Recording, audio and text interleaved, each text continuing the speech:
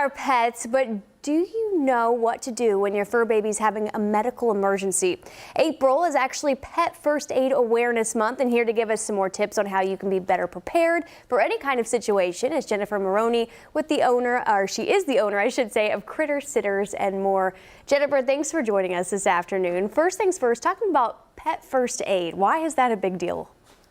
Well, when we have children, we raise children, we grow up, we learn a lot just organically or having that comfort of our pediatrician or our doctors to tell us what we do when we have an illness or injury.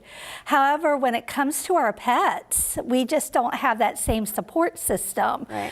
There are doctors that we can see 24/7, but there are very few veterinarian offices that allow us that comfort. So it's so important to know what to do when we recognize something's not quite right with our cats and dogs. And what are some things that people need to be keeping an eye out for and kind of the first steps they should take if they notice something's off?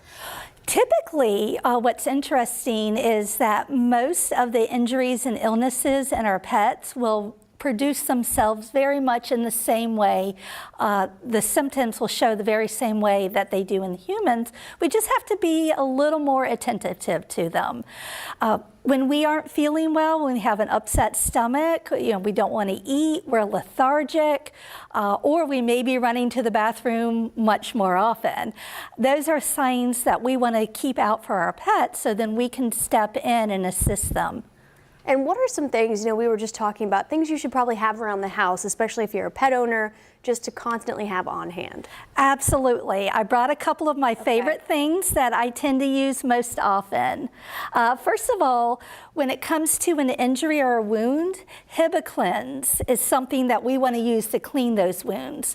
For us, we cut we get a little cut on our finger, we're going to go and grab that antibacterial soap. Right. Isn't necessarily the best thing for our pets.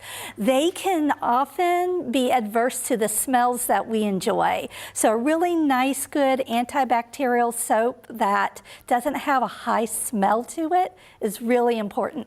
And everything I always get, I order from Amazon. Perfect. It comes to my door. The other thing that I absolutely love to have on hand at all times is plain old pumpkin puree. Okay. This is amazing for upset stomachs.